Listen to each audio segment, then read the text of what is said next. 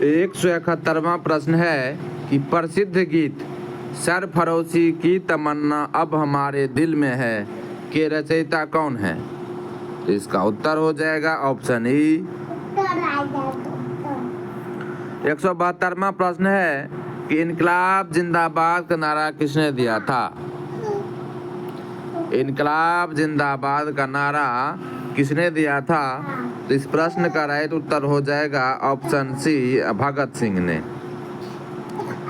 इनकलाब जिंदाबाद की रचना प्रसिद्ध कवि मोहम्मद इकबाल ने की थी, किंतु पहली बार इसे नारा के रूप में प्रयोग भगत सिंह ने किया था। इन्होंने ही इस नारे को चर्चित बनाया था। 173वां प्रश्न है कि भगत सिंह, राजगुरु तथा सुखदेव को कब फांसी दी गई थी? तो ऑप्शन ए हो जाएगा 23 मार्च 1931 ईस्वी को। हिंदुस्तान सोशलिस्ट रिपब्लिक एसोसिएशन के 2 सदस्य भगत सिंह तथा बटुकेश्वर दत्त ने 8 अप्रैल 1929 को केंद्रीय विधानसभा पर बम फेंके।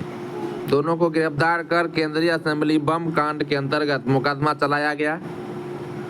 बाद में HSRA के अन्य सदस्यों को भी गिरफ्तार कर क्रांतिकारियों के ऊपर लाहौर षड्यंत्र कांड के अंतर्गत मुकदमा चलाया गया। वर्ष 1930 में लाहौर षड्यंत्र कांड का निर्णय आया, जिसमें भगत सिंह, राजगुरु और सुखदेव को फांसी की सजा सुनाई गई। 23 मार्च 1931 को तीनों को फांसी दे दी गई। उनकी फांसी के समाचार से संपूर्ण देश मृत्यु सदृश उदासी में डूब गया था। 174वां प्रश्न है कि सरकार के विरोध में असेंबली में बम फेंकने के समय भगत सिंह की उम्र क्या थी? तो इसका उत्तर हो जाएगा ऑप्शन बी, 21 साल से थोड़ा ज्यादा। भगत सिंह भारत के एक प्रमुख स्वतंत्रता सेनानी क्रांतिकारी थे। उनका जन्म सितंबर 1907 में हुआ था। भगत सिंह तथा बटुकेश्वर दत्त ने 8 अप्रैल 1929 को केंद्रीय विधानसभा में बम फेंका था। इस प्रकार केंद्रीय विधानसभा में बम फेंकने के समय भगत सिंह की उम्र 21 वर्ष से थोड़ा ज्यादा थी। 175वां प्रश्न है कि अनुशीलन समिति थी। ऑप्शन डी हो जाएगा, एक क्रांतिकारी संगठन। अनुशीलन समिति एक क्रांतिकारी संगठन था। बंगाल में कुल 19 समितियों के होने के प्रमाण मिलते हैं। अब आगे बढ़ते हैं और अगला प्रश्न है 175 नंबर का, अनुशीलन समिति के बारे में जान लेते हैं। और क्या अनुशीलन समिति है, इसके 3 भाग थे। एक थे मिदनापुर में 1902 में, एक थे ढाका में अक्टूबर 1906 में, और एक कलकत्ता में थे 1902 में ही। मिदनापुर में जो थे इसकी स्थापना की थी ज्ञान बसु ने। उसके बाद जो ढाका में था उसकी स्थापना किया था पुलीन बिहारी दास, जो कि सर्वाधिक संगठित था। उसके बाद है एक कलकत्ता में जो था, जो कि मार्च 1902 में बना था सतीश चंद्र बसु, शेखर बंदोपाध्याय के पुस्तकों के अनुसार। और एक 1902 में कोलकाता में जो बना था, प्रेमनाथ मित्र अध्यक्ष थे, जतीन्द्र नाथ बनर्जी, बाघा जतीन, बारिंद्र नाथ घोष, जो सुमित सरकार के अनुसार था। 1902 में सरल घोषाल का अखाड़ा, 1902 में कुल युवकों के द्वारा आत्मोन्नति समिति का गठन हुआ था। बारिंद्र घोष एवं भूपेंद्र नाथ दत्त के नेतृत्व में 1906 में युगांतर साप्ताहिक का प्रकाशन हुआ था।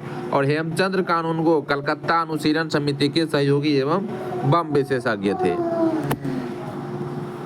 176वां प्रश्न है कि 1913 में पटना में अनुशीलन समिति की एक शाखा की स्थापना किसने की थी? इसका उत्तर ऑप्शन सी हो जाएगा, सचिंद्र नाथ सान्याल ने। वर्ष 1913 में पटना में अनुशीलन समिति की एक शाखा की स्थापना सचिंद्र नाथ सान्याल ने की थी। अनुशीलन समिति एक क्रांतिकारी संगठन था।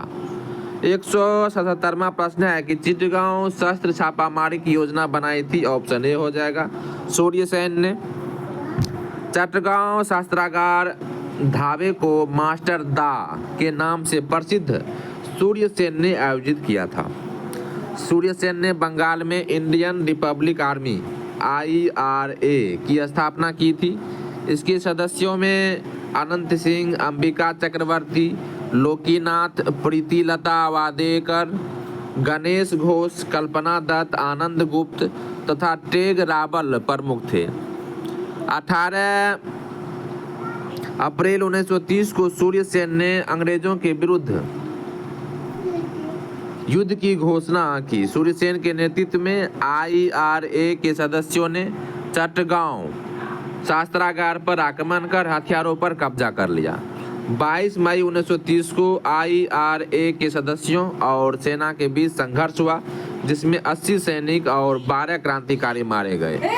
16 फरवरी 1933 को सूर्यसेन को गिरफ्तार कर लिया गया, उनके ऊपर मुकदमा चला तथा 12 जनवरी 1934 को उन्हें फांसी दे दी गई।